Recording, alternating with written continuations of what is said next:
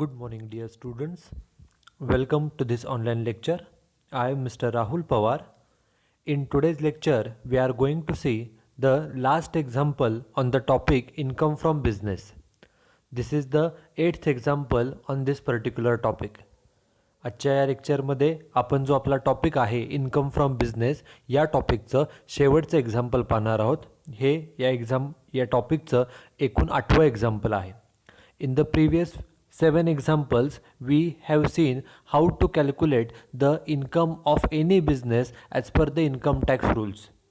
We know that each and every business, the business may be sole proprietor business, the business may be partnership business, or it may be a company. We know that each and every business is started with an intention of earning maximum profit.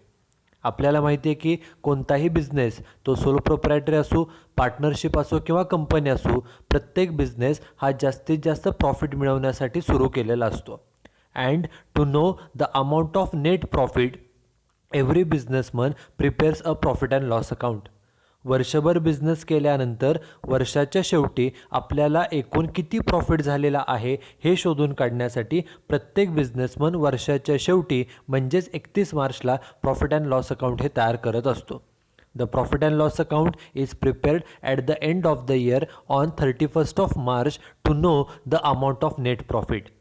In this particular topic, that is income from business, we are given a particular profit and loss account of a particular business.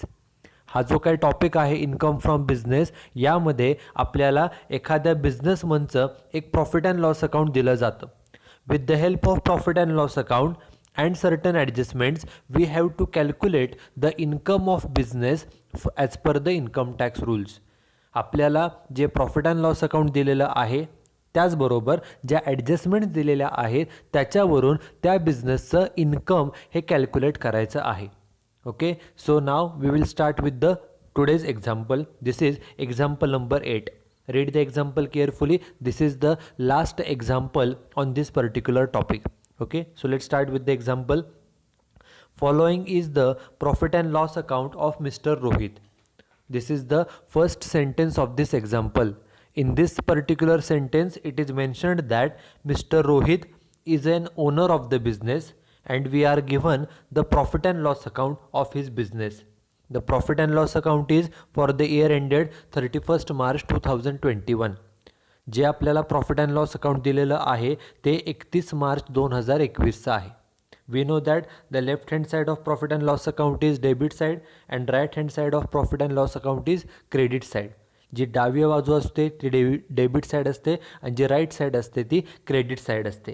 On the debit side of profit and loss account all expenses and all losses are recorded. जो आपण 11वीपासून format शिकलेलो आहोत त्याच्याप्रमाणे profit and loss अकाउंटच्या डेबिटला सर्व खर्च आणि सर्व तोटे रेकॉर्ड केले जातात. And on the credit side of profit and loss account all incomes and all gains are recorded. सर्व उत्पन्न आणि सर्व गेन्स हे क्रेडिट साईडला रेकॉर्ड केले जातात. First we will read the different expenses given on the debit side of profit and loss account. सुरुवातीला आपण जे प्रॉफिट अँड लॉस अकाउंटला खर्च दिले ते आपण एक एक खर्च वाचूया. पहिला खर्च आहे first expenses is to salary amount is 33,000. Salary paid केली. कोणत्याही बिझनेसमध्ये एम्प्लॉईज अपॉइंट करावे लागतात, त्यांना सॅलरी द्यावी लागते. किती सॅलरी पेड केली? 33,000 रुपये. This is first expenses. Then second expenditure is advertisement amount 13,500. Advertisement म्हणजे जाहिरातीसाठी केलेला खर्च. प्रत्येक बिझनेसला बिझनेसची जाहिरात करावी लागते, तो बिझनेस चालवण्याचा खर्च आहे. आपण ज्या वेळेला इन्कम फ्रॉम बिझनेस एखाद्या बिझनेसचं इन्कम कॅल्क्युलेट करतो त्यावेळेला जे खर्च दिलेले आहेत तो खर्च बिझनेसचा आहे का तो खर्च पर्सनल खर्च आहे हे आपल्याला फाइंड आउट करावं लागतं, हे आपल्याला क्लासिफाय करावं लागतं. While calculating income of any business, we have to classify the expenses and incomes into two categories, that is business expenses and business incomes and personal expenses and personal income. सुरुवातीला आपण expenses वाचतोय, एक एक खर्च वाचायचा. तो खर्च फक्त बिझनेसचा आहे का तो खर्च पर्सनल असतो एवढं सुरुवातीला आपण पाहणार आहोत. The third expenditure on the debit side is to stationery and amount of stationery is rupees 4500. स्टेशनरीचा प्रिंटिंग अँड स्टेशनरीचा खर्च आहे 4500. प्रत्येक बिझनेसमध्ये स्टेशनरीसाठी किरकोळ खर्च हा करावाच लागतो, हा बिझनेसचा खर्च आहे. This is third expenditure. Then fourth expenditure is bad debts, amount is 4000. Bad debts म्हणजे कस्टमरने पैसे बुडवले. बिझनेस कोणताही असतो, every businessman has to sell some goods on credit basis, and we know that when we sell the goods on credit basis, there is a chance of happening of bad debts. जेव्हा एखादा businessman उधारीनं वस्तू विकतो त्यावेळेला bad dates होण्याची शक्यता असते. असंच एखाद्या कस्टमरने पैसे बुडवले, किती रुपये बुडवले? 4000 रुपये. It is a loss and it is a business expenditure, किंवा आपण त्याला बिझनेस लॉस असं म्हणू शकतो. तो प्रत्येक बिझनेस चालवताना होत असतो. त्याच्यानंतर next expenditure is to RDD, amount is 9000. RDD stands for reserve for bad and doubtful debts. जे कस्टमर्स पैसे देतील का नाही हे डाऊटफुल असतं त्या रकमेला RDD असं म्हटलं जातं. RDD ही बिझनेससाठीच केलेली असते, पण आपण पाठीमागच्या 6-7 एक्झाम्पलमध्ये पाहिलेलं आहे की दो RDD is made for the business, it is totally disallowed because it is not a actual expenditure. Actually काय पैसे बुडालेले नाहीत, पैसे बुडतील असा अंदाज आहे. त्यामुळे ही अमाऊंट ॲक्च्युअल नसल्यामुळे, अंदाजे केले असल्यामुळे ती बिझनेसची जरी असली तरी ती डिसअलाउड केली जाते. आपण नॉर्मली एखादा खर्च वाचतो, तो खर्च बिझनेसचा असेल तर तो अलाउड करतो, पर्सनल असेल तरच डिसअलाउड करतो. मात्र RDDच्या बाबतीमध्ये in case of RDD, though RDD is related to business, but still it is disallowed. And why it is disallowed? It is because RDD amount is tentative. It is not actual loss. RDD he tentative असते, RDD ही अंदाजे केलेली असते, तो काय actual बिझनेसचा loss नाही. अंदाजे केले असल्यामुळे ती डिसअलाउड केली जाते. त्यानंतर next expenditure is donation to temple rupees 3000. एखाद्या मंदिराला देणगी दिली 3000 रुपये. डोनेशन देणं हा आपला वैयक्तिक प्रश्न असतो, बिझनेस चालवण्याचा हा खर्च नाही.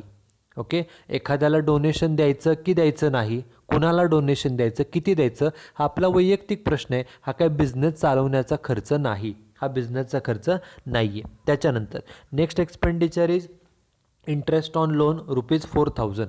कोणतं तरी कर्ज आहे, त्या कर्जावरचे व्याजाची रक्कम आहे 4000 रुपये. आता कर्ज कशाचं आहे ते आपण पुढे ॲडजस्टमेंटमध्ये पाहणार आहोत. त्याच्यानंतर पुढचा खर्च आहे टू टेलिफोन एक्सपेन्सेस, अमाऊंट 3750. प्रत्येक बिझनेसमध्ये टेलिफोन फॅसिलिटी लागते, त्यामुळे हा बिझनेस चालवण्यासाठी होणारा एक प्रकारचा खर्च आहे. फक्त टेलिफोन बिझनेसमध्ये वापरला आहे का घरगुती पण वापरला आहे ते आपल्याला पुढे ॲडजस्टमेंटमध्ये सांगितलेलं असेल. त्याच्यानंतर next expenditure is wealth tax and income tax. Wealth tax म्हणजे संपत्ती कर आणि इन्कम टॅक्स म्हणजे आयकर. ओके, एखाद्या व्यक्तीकडे जी त्याची खाजगी संपत्ती आहे त्या संपत्तीवरचा जो टॅक्स असतो त्याला वेल्थ टॅक्स असं म्हटलं जातं. Wealth tax is a tax on the personal wealth of any person, and income tax means tax paid to government on the personal income of a person. एखाद्या व्यक्तीचं जे वैयक्तिक पर्सनल इन्कम आहे त्या इन्कमच्या टॅक्सला त्या टॅक्सला इन्कम टॅक्स असं म्हणतात. त्यामुळे इन्कम टॅक्स पेड केला किंवा वेल्थ टॅक्स पेड केला हे दोन्हीच्या दोन्ही पर्सनल खर्च असतात, कारण की ते पर्सनल इन्कमवरचे टॅक्स असतात किंवा पर्सनल संपत्तीवरचे टॅक्स आहेत. त्यामुळे ते दोन्हीही पर्सनल खर्च असतात. त्याच्यानंतर पुढचा खर्च आहे LIC प्रीमियम रुपीज 3300. LICचा हप्ता पेड केला. लाईफ इन्शुरन्स, एखाद्या व्यक्तीने स्वतःचा लाईफ इन्शुरन्स काढला असेल किंवा घरातल्या व्यक्तीचा लाईफ इन्शुरन्स काढला असेल, त्याचा हप्ता पेड केला. आता स्वतःच्या लाईफचा इन्शुरन्स काढला, आपलं लाईफ आपल्या स्वतःचं लाईफ असेल किंवा घरच्यांचं लाईफ असेल तर ते आपलं वैयक्तिक लाईफ असतं, पर्सनल लाईफ आहे, बरोबर. त्यामुळे हा खर्च पर्सनल खर्च असतो, हा काही बिझनेस चालवण्याचा खर्च नाही. जर असेट्सचा इन्शुरन्स काढला असता तर तो बिझनेसचा खर्च आहे असं मानलं जातं. परंतु एखाद्या बिझनेसमनने स्वतःचा किंवा फॅमिलीमधल्या लोकांचा लाईफ इन्शुरन्स काढला असेल, प्रत्येकाची लाईफ प्रत्येकाचं आयुष्य हे पर्सनल असतं, खाजगी असतं. त्यामुळे त्याचा इन्शुरन्स हा पूर्णपणे खाजगी खर्च आहे, पर्सनल खर्च आहे. त्याच्यानंतर पुढचा खर्च आहे loss on sale of asset ₹4,500. एखादी असेट विकली, असेट विकून तोटा झाला 4,500. असेट विकणं हे काही बिझनेसचं काम नाही, हा काही बिझनेस चालवण्याचा खर्च नाही, हा क्वचित कधीतरी येणारा खर्च आहे, तोटा आहे किती 4,500. त्यानंतर पुढचा खर्च आहे इलेक्ट्रिसिटी बिल 2,700. बिझनेस म्हणलं की लाईट लागते, इलेक्ट्रिसिटीचा खर्च होतो 2,700. त्यानंतर पुढचा खर्च आहे सॅलरी टू ओनर ₹13,000. बिझनेसचा जो कोण ओनर आहे, एक्झाम्पलमध्ये सांगितले mister Rohit is a owner. Mister Rohit हा ओनर आहे, त्यानं बिझनेसमध्ये काम केलं म्हणून त्याला पगार किती दिला आहे ₹13,000. आता तो इन्कम टॅक्स नियमाप्रमाणे अलाउड आहे का डिसअलाउड असतो तो आपण एक्झाम्पल सोडवताना पाहणार आहोत. त्यानंतर पुढचा खर्च आहे डेप्रिसिएशन 9,500. बिझनेसमध्ये ज्या वेगवेगळ्या फिक्स्ड असेट्स असतात त्याचं डेप्रिसिएशन सांगितलं आहे 9,500. आणि लास्ट आहे goods and service tax amount 5,250. वस्तू आणि सेवा, बिझनेसमन गुड्स विकतो, सर्व्हिसेस प्रोव्हाइड करतो, त्याचा हा टॅक्स आहे किती 5,250. And last point on the debit side is to net profit amount 79,000. Profit and loss अकाउंटप्रमाणे यांचा नेट प्रॉफिट किती आहे तर 79,000 रुपये. This is the amount of net profit. Okay, these are the different expenses and losses on the credit side, on the debit side of profit and loss account. Profit and loss अकाउंटच्या डेबिटला हे दिलेले वेगवेगळे expenses आणि losses आहेत. Now after that we will read the different incomes and gains recorded on the credit side. Credit साईडला कोणकोणती income आहेत बघा. First income is gross profit. बिझनेसचा ग्रॉस प्रॉफिट आहे 1,90,500. या बिझनेसचा gross profit 1,90,500. After that second income is dividend on shares ₹6,000. शेअर्समध्ये गुंतवणूक केली आहे, त्याच्यावरती डिव्हिडंड मिळाला, लाभांश मिळाला किती रुपये तर 6,000 रुपये. Then third income is house rent 5,250. घर रेंटवरती दिलेलं आहे, त्या घराचं रेंट किती मिळालं तर 5,250 एवढं रेंट हे मिळालेलं आहे. हे घराचं रेंट आहे.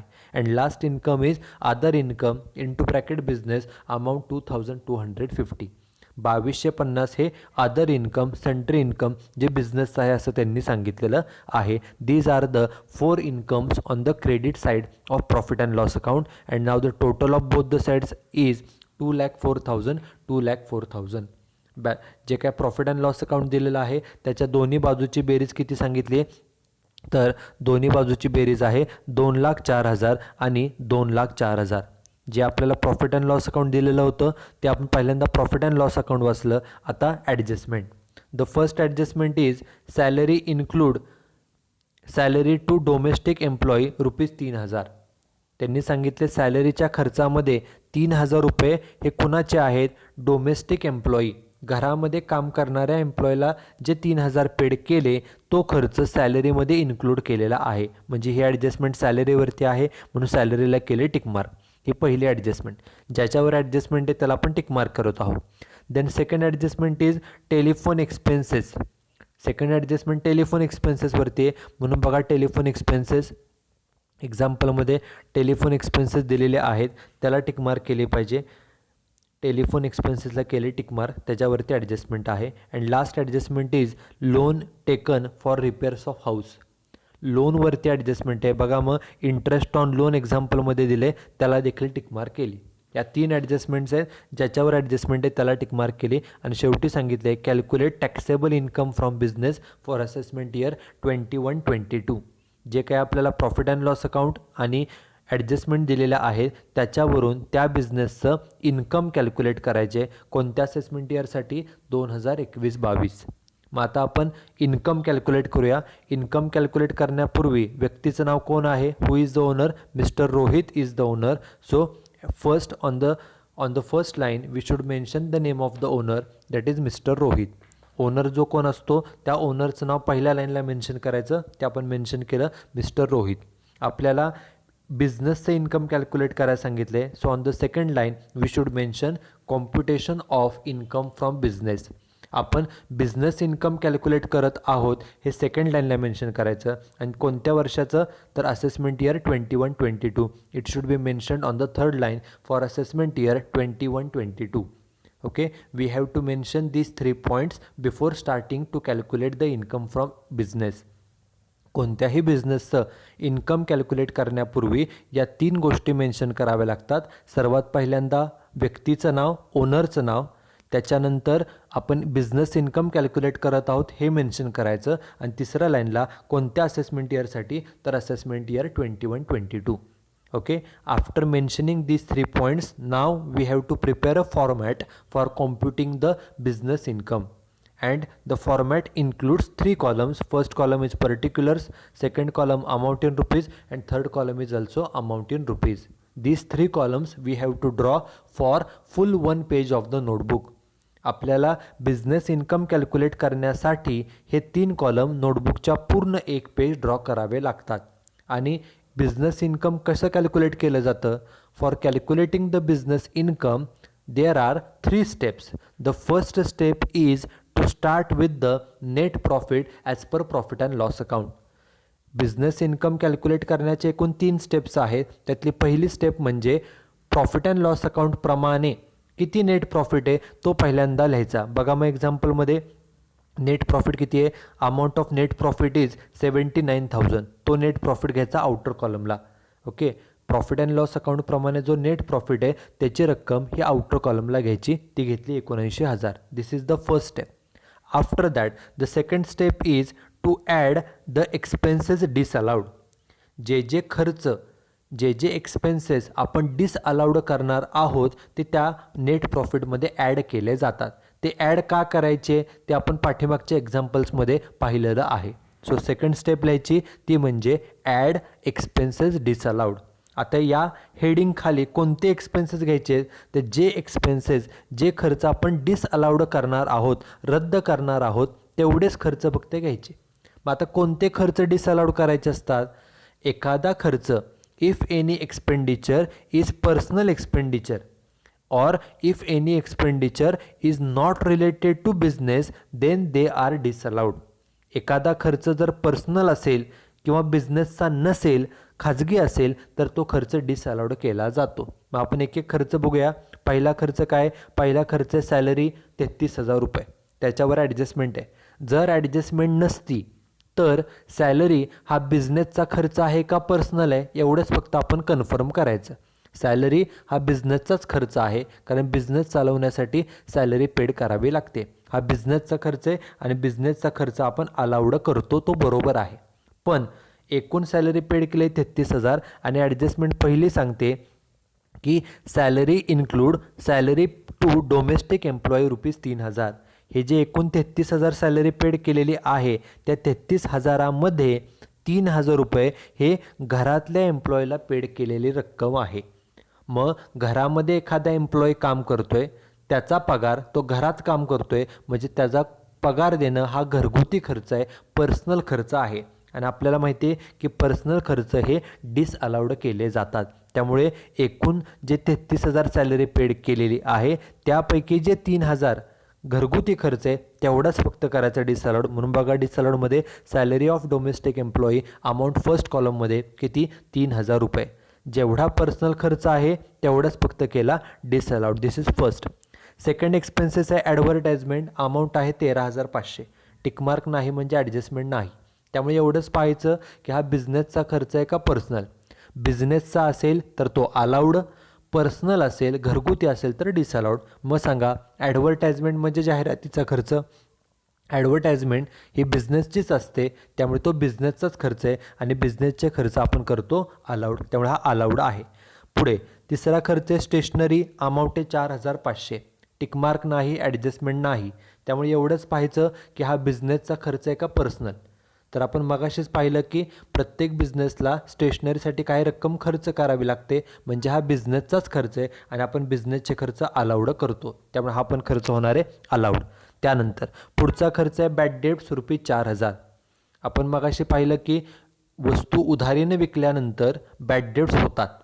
एखाद्या कस्टमरने पैसे बुडवले, आपण त्याला बॅड डेट्स म्हणतो. आणि कोणत्याही बिझनेसमध्ये बिझनेस चालवत असताना बॅड डेट्स हा तोटा होतच असतो. त्यामुळे हा बिझनेसचा तोटा आहे, बिझनेसचाच खर्च आहे आणि आपण बिझनेसचे खर्च करतो नेहमी अलाउड. त्यामुळे हा सुद्धा होणार आहे अलाउड. आपल्याला बिझनेस इन्कम कॅल्क्युलेट करताना जे जे खर्च डिसअलाउड म्हणजे रद्द करायचे तेवढेच फक्त इथं मेन्शन करायचे आहेत. एक फक्त डिसअलाउड झाला खर्च. बघा पुढचा खर्च आहे RDD ₹9,000. RDD म्हणजे रिझर्व फॉर डाऊटफुल डेब्ट्स. काही कस्टमर पैसे बुडवतील म्हणून त्याची प्रोव्हिजन केली जाते. फक्त ही प्रोव्हिजन बिझनेसच्याच डेटरसाठी केलेली असते, तो बिझनेससाठीच आहे, परंतु ती अंदाजे प्रोव्हिजन केलेली असते. ॲक्च्युअलमध्ये पैसे तेवढे बुडालेले नाहीत, अंदाजे प्रोव्हिजन केली असल्यामुळे जरी RDD बिझनेसची असली तरीसुद्धा ती डिसअलाउड केली जाते. RDD ही बिझनेससाठीच असते, परंतु ती फक्त अंदाजे रक्कमेची असल्यामुळे अंदाजे कदाचित पैसे बुडतील, ॲक्च्युअलमध्ये पैसे अजून बुडालेले नाहीत, ते अंदाजे असल्यामुळे RDD ही डिसअलाउड केली जाते. त्यामुळे डिसअलाउडमध्ये बघा RDD अमाऊंट पहिल्या कॉलमला किती, ₹9,000. ती बिझनेसचीच असते तरीसुद्धा ती डिसअलाउड केली जाते. पुढचं आहे डोनेशन टू टेम्पल ₹3,000. ॲडजस्टमेंट नाही, त्यामुळे एवढंच पाहायचं की हा बिझनेस चालवण्याचा खर्च आहे का. तर एखाद्याला डोनेशन देणं, मदत करणं, देणगी देणं हा त्या बिझनेसमनचा वैयक्तिक प्रश्न असतो, पर्सनल प्रश्न असतो. हा काही बिझनेस चालवण्याचा खर्च नाही, हा बिझनेसचा खर्च नाही, हा पर्सनल खर्च आहे. ओके, कारण डोनेशन द्यायचं का नाही, कुणाला द्यायचं, किती रुपये द्यायचं हा आपला वैयक्तिक प्रश्न आहे. वैयक्तिक म्हणजे पर्सनल प्रश्न आहे आणि आपण पर्सनल खर्च करतो नेहमी डिसअलाउड. त्यामुळे बघा डिसअलाउडमध्ये डोनेशन टू टेम्पल अमाऊंट किती, ₹3,000. डोनेशन देणं, मदत करणं हा प्रत्येक व्यक्तीचा वैयक्तिक प्रश्न आहे, त्यामुळे तो वैयक्तिक खर्च आहे. वैयक्तिक खर्च म्हणजे पर्सनल खर्च आणि आपण पर्सनल खर्च करतो डिसअलाउड, म्हणून हा केला डिसअलाउड. त्यानंतर इंटरेस्ट ऑन लोन ₹4,000. कोणतं तरी कर्ज काढलं आहे, त्या कर्जावरचं व्याज पेड केलं ₹4,000. त्याच्यावर ॲडजस्टमेंट आहे आणि ॲडजस्टमेंट बा काय सांगितले, loan is taken for repairs of house. कर्ज कशासाठी काढलं आहे, तर घराच्या रिपेअरिंगसाठी. आता घराचं रिपेअरिंग आहे म्हणजे घरासाठी कर्ज काढलं आहे. आपलं घर हे आपलं पर्सनल असतं, आपलं वैयक्तिक घर असतं, त्याचा आणि बिझनेसचा काही संबंध नाही.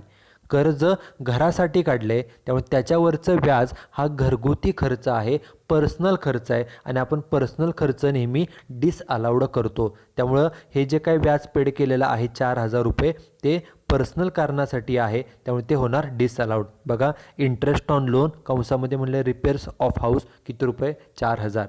This loan is taken for personal purpose, for household purpose, so interest on such loan is a household expenses, personal expenses.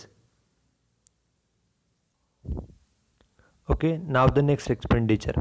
पुढचा खर्च काय बघा, next expenditure is telephone expenses, amount is 3,750. टेलिफोनचा खर्च किती आहे, 3,750. प्रत्येक बिझनेसमध्ये टेलिफोन लागतो, त्यामुळे तो खर्च बिझनेसचाच असतो, बिझनेससाठीचाच खर्च आहे, पण त्याच्यावर ॲडजस्टमेंट आहे. वाचा adjustment number 2, telephone expenses include telephone bill of house ₹750. एकूण जेवढं टेलिफोनचं बिल आहे 3,750, त्यापैकी ₹750 बिल हे घराचं आहे. मग घरामध्ये टेलिफोन वापरला, मग तो खर्च घरगुती, तो खर्च पर्सनल. जेवढा पर्सनल खर्च आहे, पर्सनल खर्च करायचा डिसअलाउड. एकूण खर्च आहे 3,750, त्यापैकी पर्सनल फक्त घरगुती किती आहे, 750 आहे, तेवढाच डिसअलाउड करायचा. म्हणून बघा डिसअलाउडमध्ये टेलिफोन एक्सपेन्सेस कंसामध्ये हाऊस अमाऊंट किती, ₹750. ₹750 फक्त पर्सनल आहे खर्च, तेवढाच केला डिसअलाउड. त्याच्यानंतर वेल्थ टॅक्स आणि इन्कम टॅक्स. मगाशी सांगितलं की वेल्थ टॅक्स म्हणजे एखाद्या व्यक्तीकडे जी स्वतःची पर्सनल वेल्थ आहे, एखाद्या व्यक्तीची जी खाजगी संपत्ती आहे त्याच्यावरचा हा टॅक्स असतो. आणि तसंच इन्कम टॅक्स म्हणजे एखाद्या व्यक्तीचे जे पर्सनल इन्कम असतं त्याच्यावरचा हा टॅक्स असतो. त्यामुळे वेल्थ टॅक्स आणि इन्कम टॅक्स हे दोन्हीही सुद्धा पर्सनल उत्पन्नावरचे, पर्सनल संपत्तीवरचे टॅक्स आहेत. त्यामुळे ते दोन्हीही पर्सनल खर्च आहेत. आणि आपण पर्सनल खर्च नेहमी डिसअलाउड करतो. त्यामुळे बघा वेल्थ टॅक्स 4,500 आणि इन्कम टॅक्स किती 7,500 हे दोन्हीही डिसअलाउड होतील. बघा वेल्थ टॅक्स 4,500 आणि इन्कम टॅक्स किती 7,500. These two expenses are personal expenses and therefore they are disallowed.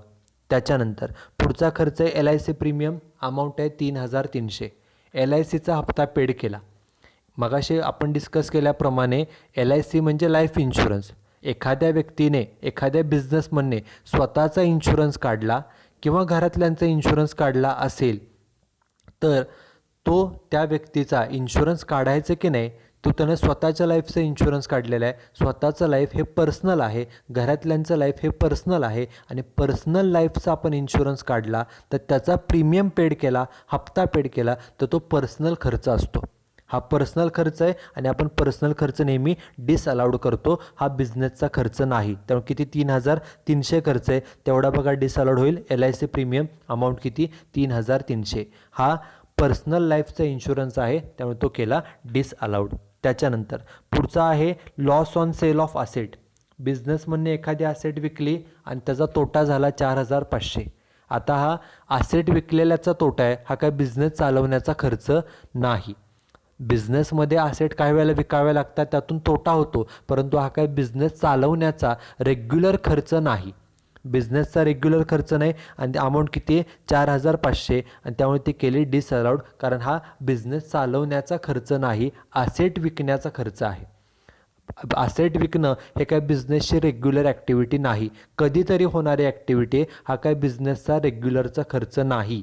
त्यामुळे जरी ती असेट बिझनेसची असली आणि असेट विकून तोटा झाला असला तरी तो रेग्युलरचा खर्च, रेग्युलरचा तोटा नाही. त्यामुळे तो बिझनेसचा खर्च नाही, तो डिसअलाउड केला जातो. त्यामुळे नंतर बघा पुढचं आहे electricity bill. Light bill paid केलं, टिकमार्क नाही, ॲडजस्टमेंट नाही. त्यामुळे एवढंच पाहायचं की हा बिझनेसचा खर्च आहे का पर्सनल. इलेक्ट्रिसिटी बिल प्रत्येक बिझनेसला इलेक्ट्रिसिटी बिल भरावं लागतं त्यामुळे हा बिझनेसचा खर्च आहे आणि बिझनेसचा खर्च असतो अलाउड. हा अलाउड आहे. पुढचा खर्च आहे सॅलरी टू ओनर. अमाऊंट 13,000. ओनरला सॅलरी पेड केली. आता जो नेट प्रॉफिट असतो तो सगळा ओनरलाच मिळतो. त्यामुळे इन्कम टॅक्सचा असा नियम आहे as per income tax rules the business should not pay any salary to the owner. The business should not pay any interest on capital to the owner. बिझनेसचा जो कोण ओनर असेल त्याला व्याज देऊ नये, त्याला सॅलरीसुद्धा देऊ नये आणि जर ते दिलं तर ते डिसअलाउड केलं जातं. असा इन्कम टॅक्सचा नियम आहे. त्यामुळे ओनरला जे 13,000 सॅलरी पेड केलेली आहे ती डिसअलाउड होईल. त्यामुळे ती केली डिसअलाउड 13,000.